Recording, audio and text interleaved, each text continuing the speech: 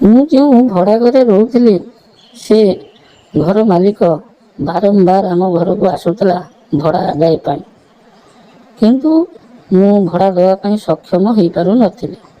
କାରଣ ସ୍ୱାମୀଙ୍କର ଦରମା ବହୁତ କମ୍ ଏବଂ ସେ ମଧ୍ୟ ବାହାରେ ରହୁଛନ୍ତି। ତେଣୁ ସେ ଯେତିକି ପଇସା ପଠାନ୍ତି ସେତିକି ପଇସାରେ ମୋତେ ସବୁ ମାସ ଘର ଭଡ଼ା ଦେବା ପାଇଁ ଅଣ୍ଟେ ନାହିଁ। ତେଣୁ ଘର ମାଲିକ ବାରମ୍ବାର ଆସେ, ବହୁତ ତାଗିଦ କରେ, ଗାଳା ଗୁଲଜ କରେ। ତେଣୁ ମୁଁ କ'ଣ କଲି ନା ଘର ମାଲିକକୁ ପଟେଇଲି ଏବଂ ତାକୁ 2 ଥର ଗେହିବାକୁ ଦେଲି। ତ ଏହିସବୁ ଘଟଣା କିପରି ଘଟିଲା, କିପରି ମୁଁ ତାକୁ ପଟେଇଥିଲି, କିପରି ସେ ମୋତେ ଗେହିଥିଲା, ସେହିସବୁ ବିଷୟରେ ମୁଁ ଆଜି ଆପଣମାନଙ୍କୁ ଏହି ଭିଡ଼ିଓରେ କହୁଛି। ଆପଣମାନେ ଭିଡ଼ିଓକୁ ଶେଷ ପର୍ଯ୍ୟନ୍ତ ଦେଖନ୍ତୁ। ନମସ୍କାର, ମୋ ନାମ ହେଉଛି ରୋଜି। ଆପଣମାନେ ଦେଖୁଛନ୍ତି ଆପଣଙ୍କର ପ୍ରିୟ ଚ୍ୟାନେଲ ପ୍ରିୟ ଟ୍ୟୁବ୍ ଚ୍ୟାନେଲ। ଏହି ଚ୍ୟାନେଲରେ ଆପଣମାନେ ବରାବର ହଟ୍ ଗିଆ ଗେଇ ଭିଡ଼ିଓ ସବୁ ପାଇବେ। ଯଦି ଚ୍ୟାନେଲକୁ ଆଜି ପର୍ଯ୍ୟନ୍ତ ସବସ୍କ୍ରାଇବ୍ କରିନଥିବେ ତେବେ ଦୟାକରି ଚ୍ୟାନେଲକୁ ସବସ୍କ୍ରାଇବ୍ କରିବେ ଏବଂ ପାଖରେ ଥିବା ବେଲ୍ ଆଇକନ୍କୁ ନିଶ୍ଚିତ ଭାବରେ ଚିପିବେ, ଯାହାଫଳରେ ଆମ ଚ୍ୟାନେଲରେ ଛଡ଼ାଯାଉଥିବା ଭିଡ଼ିଓର ନୋଟିଫିକେସନ୍ ସର୍ବପ୍ରଥମେ ଆପଣଙ୍କ ପାଖକୁ ଯିବ।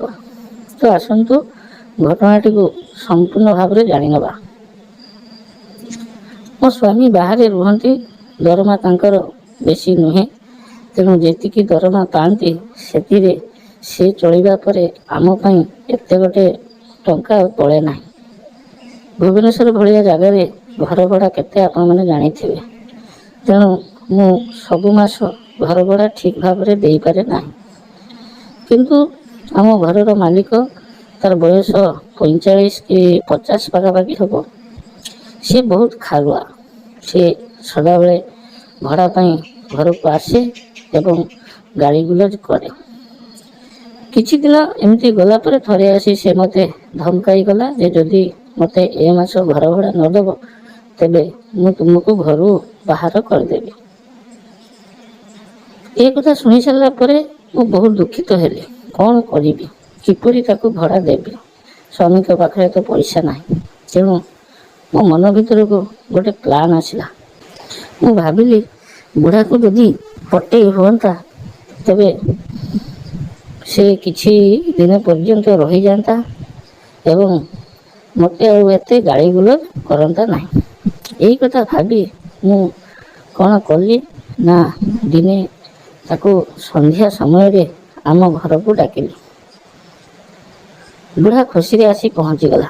ସେ ଭାବିଲା ଆଜି ମୋତେ ପଇସା ମିଳିଯିବ। ବୁଢ଼ା ଯେତେବେଳେ ପହଞ୍ଚିଲା ମୁଁ ତାକୁ କ'ଣ କଲି ନା ଆମ ସୋଫାରେ ବସାଇଲି ଏବଂ ତାକୁ ଥଣ୍ଡା ଆଣି ପିଇବାକୁ ଦେଲି। ତାପରେ ଆସି ମୁଁ ତା ପାଖରେ ବସି ପଡ଼ିଲି। ଯେ କହିଲି, ମଉସା, ତୁମକୁ ଡାକିବାର କାରଣ ତୁମେ କିଛି ବୁଝିପାରିଛ? ସେ କହିଲେ, ଆରେ ମୋତେ ଭଡ଼ା ଦେ, ତେଣୁ ତୁ ସେ ଭଡ଼ା ପାଇଁ ଡାକିଥିବୁ, ଆଉ କ'ଣ? ମୁଁ କହିଲି, ଭଡ଼ା ତ ମୋ ପାଖରେ ନାହିଁ। ଏ କଥା କହୁ କହୁ ମୁଁ ତା ହାତଟିକୁ ଧରି ପକାଇଲି ଏବଂ ହାତଟିକୁ ଧରି କହିଲି, ଦେଖନ୍ତୁ ମଉସା, ଭଡ଼ା ତ ମୋ ପାଖରେ ନାହିଁ ଏବଂ ତାଙ୍କୁ ଫୋନ୍ କରିଥିଲି, ସେ ମଧ୍ୟ କହିଲେ ଯେ ଭଡ଼ା ଦେବା ପାଇଁ ବିଳମ୍ବ ହେବ। ଆଉ ଆପଣ ଯେଉଁ ଗାଳି ଗୁଲଜ କରୁଛନ୍ତି ମୋତେ ବହୁତ ଖରାପ ଲାଗୁଛି। ତେଣୁ ଗୋଟେ କାମ କରନ୍ତୁ, ଆପଣଙ୍କର ଯାହା ଇଚ୍ଛା ହେଉଛି ଆପଣ ସେୟା କରନ୍ତୁ, କିନ୍ତୁ ମୋତେ ଘରୁ ବାହାର କରନ୍ତୁ ନାହିଁ। ଏଇ କଥା କହି ମୁଁ ତାର ହାତଟିକୁ ଦଳିବାକୁ ଲାଗିଲି। ବୁଢ଼ା ସବୁ କଥାକୁ ବୁଝିଦେଲା, କାରଣ ବହୁତ ଚାଲାକ ସେ। ତାପରେ ମୁଁ ତା ପାଖରେ ଏମିତି ଆକ୍ଟିଭିଟି କରୁଥିଲି, ସେ ବୁଝିନେଲା ଯେ ମୁଁ ଗିହା ଖାଇବାକୁ ଇଚ୍ଛା କରିଛି। ବୁଢ଼ା କହିଲା, ଦେଖ, ସତ କହୁଛୁ ତ? ମୁଁ ଯାହା କରିବି ତୁ କିଛି କହିବୁ ନାହିଁ? ମୁଁ କହିଲି, ନା, ଦେଖନ୍ତୁ, ଆପଣ ମୋ ପାଖରୁ 6 ମାସର ପାଖାପାଖି ଘର ଭଡ଼ା ପାଇବେ। ତେଣୁ ଏତେ ଗୁଡ଼ା ପଇସାର ଆପଣ ଯେହେତୁ ବାକି ରଖିଛନ୍ତି, ତେଣୁ ଆପଣ ଯାହା କଲେ ବି ମୁଁ କିଛି କହିବି ନାହିଁ। ବୁଢ଼ା ଆସ୍ତେ କିନା ମୋ ଗାଲକୁ ଧରି ଚିପିଦେଲା ଏବଂ କହିଲା, ମୁଁ ତୋତେ ବର୍ତ୍ତମାନ ଗେହିବାକୁ ଚାହୁଁଛି, କ'ଣ କହୁଛୁ କହ? ମୁଁ କହିଲି, ମଉସା, ମୁଁ ତ ପ୍ରଥମରୁ କହୁଛି ତୁମେ ଯାହା କଲେ ବି ମୁଁ କିଛି କହିବି ନାହିଁ। ଏଇ କଥା କହି ମୁଁ ଉଠି ପଡ଼ିଲି ଏବଂ ବୁଢ଼ାର ହାତକୁ ଧରି ବେଡ଼ରୁମ୍ ଭିତରକୁ ନେଇ ଚାଲିଗଲି ଏବଂ ବେଡ଼ରୁମ୍ରେ ମୁଁ ଶୋଇପଡ଼ିଲି। ଶୋଇପଡ଼ି ବୁଢ଼ାକୁ ମୋ ଉପରକୁ ଟାଣି ନେଲି। ବୁଢ଼ା ମୋ ଗାଲରେ ଆଗେ କିଛି ସମୟ କିସ୍ କଲା, ତାପରେ କହିଲା, ତୋ ଗାଲ ଗୁଡ଼ିକ ପୁରା ପୁଚୁପୁଚିଆ ହେଇଛି। ତୋ ଦୁଧ ଗୁଡ଼ିକ ଯାହା ହେଇଛି ମୁଁ ତ ନିଜକୁ ସମ୍ଭାଳି ପାରୁନାହିଁ। ତୁ ଗୋଟେ କାମ କର, ତୋ ଲୁଗାପଟା ସବୁ ଖୋଲି ପକା। ମୁଁ ମଧ୍ୟ ସେୟା କଲି। ପୁରା ଲଙ୍ଗଳା ହେଇଗଲି ତା ସାମ୍ନାରେ।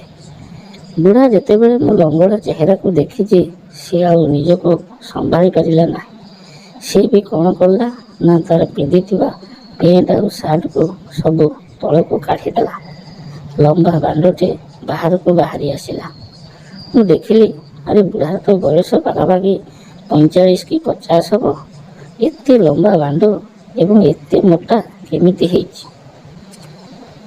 6ରୁ 7 ଇଞ୍ଚ ପାଖାପାଖି ବାଣ୍ଡଟି ହେବ ଏବଂ ସେ ପୁରା ଷ୍ଟ୍ରଙ୍ଗ ହେଇ ଆଗକୁ ଠିଆ ହେଇ ରହିଛି। ମୁଁ କ'ଣ କଲି ନା ସେ ବାଣ୍ଡକୁ ହାତରେ ଧରି କିଛି ସମୟ ଦୋଳିବାକୁ ଲାଗିଲି। ମୁଁ ବି ପାଖାପାଖି 6 ମାସ ହେଲାଣି ଗିଆଁ ଖାଇନଥିଲି, କାରଣ ସ୍ୱାମୀ ଯିବାର 6 ମାସ ବିତି ଯାଇଥିଲା। ତେଣୁ ତାର ସେଇ ଲମ୍ବା ବାଣ୍ଡକୁ ଦେଖି ମୋ ଦେହରୁ ରସ ଆସ୍ତେ ଆସ୍ତେ ବାହାରିବା ଆରମ୍ଭ ହେଇଗଲା।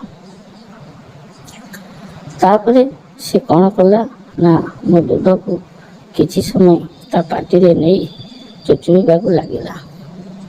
ଆସ୍ତେ ଆସ୍ତେ ମୋ ନାଇରେ ମଧ୍ୟ ଜିଭ ବୁଲାଇଲା। ତାପରେ ମୋ ବିଆରେ ତା ଜିଭକୁ ନେଇ ଖେଞ୍ଚିଲା। କିଛି ସମୟ ମୋ ବିଆକୁ ଚାଟିଲା। ପୁରା ପାଖାପାଖି 10ରୁ 15 ମିନିଟ୍ ପର୍ଯ୍ୟନ୍ତ ସେ ମୋ ବିଆକୁ ଚାଟି ପୁରା ସଫା କରିଦେଲା। ବୁଢ଼ା ଡେଇଁବା ପାଇଁ ଏତେ ପାଗଳ ହେଇଯାଇଥିଲା ଯେ ମୋ ବିଆରୁ ଯେଉଁ ହାଲକା ହାଲକା ପାଣି ବାହାରୁଥିଲା ସେ ଜାଣିପାରୁନଥିଲା। ତାକୁ ମଧ୍ୟ ଚାଟିକି ସେ ଖାଇଯାଉଥିଲା।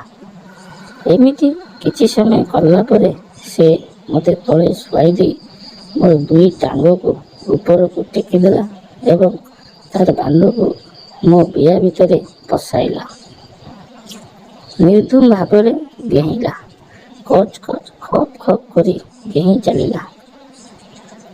20ରୁ 25 ମିନିଟ୍ ପର୍ଯ୍ୟନ୍ତ ସେ ସେମିତି ମୋ ଗୋଡ଼କୁ ଟେକି ଗେହିଁଲା।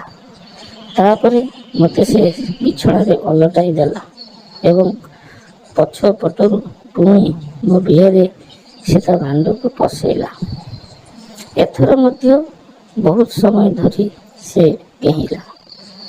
ସେତେବେଳକୁ ମୋ ବିହରୁ ପାଣି ବାହାରି ଚାଲିଗଲା, କାରଣ ମୁଁ 6 ମାସ ହେଲା ଗିଆଁ ଖାଇନଥିଲି ଏବଂ ବୁଢ଼ା ଯେମିତି ସ୍ପିଡ଼ରେ ଗେହୁଁଥିଲା ମୋ ବିହରୁ ଖୁବ୍ ଶୀଘ୍ର ପାଣି ବାହାରିଗଲା।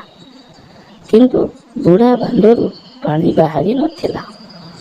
ସେ ମୋତେ ଛାଡ଼ୁନଥିଲା, ଖାଲି ଗେହିଁ ଚାଲିଥିଲା।